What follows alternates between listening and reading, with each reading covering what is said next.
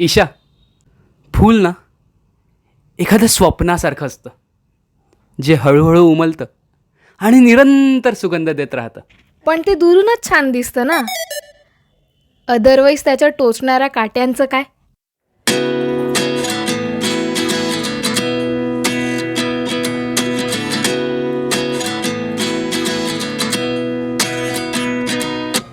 नाटकाचं स्वप्न बघणाऱ्यांना सुखी लाईफस्टाईल मिळत नाही. पैशाच्या मागे धावणाऱ्याला सुखी लाईफस्टाईल मिळत असेल, पण समाधान हां, पण पण जगण्यासाठी पैसाच लागतो.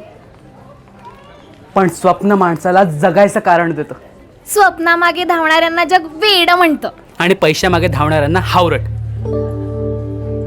आता बोल. बरं बाबा, हरले.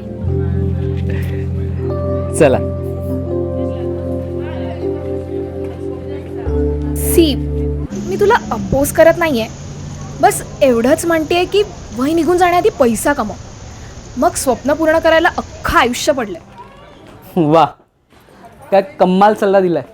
आधी पैसा मग स्वप्न. काय पण नाही शा. आधी हे बघ, पैसा कमवून ठेवला ना की मग स्वप्न पूर्ण करायला कठीण राहत नाही रे. असं कसं?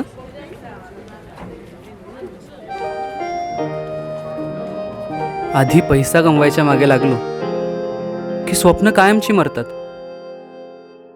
माणसं श्रीमंत होतात आणि स्वप्न निसटून जातात.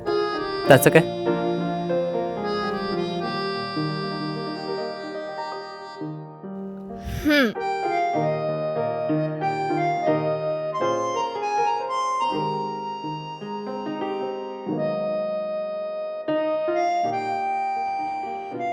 तुमचं सुद्धा एखादं स्वप्न राहून गेलंय का? जर असं असेल ना तर आम्हाला कमेंट करून नक्की सांगा. आणि आमचा जगा वेगळ्याचा दुसरा एपिसोड तुम्हाला कसा वाटला ते नक्की सांगा. आणि पुढची एपिसोड बघायची असेल तर लाईक, शेअर, सबस्क्राईब. आणि आधी आता वेळ पुढचं शेड्यूल संपवा आणि माझं स्वप्न पूर्ण करा. चला. काय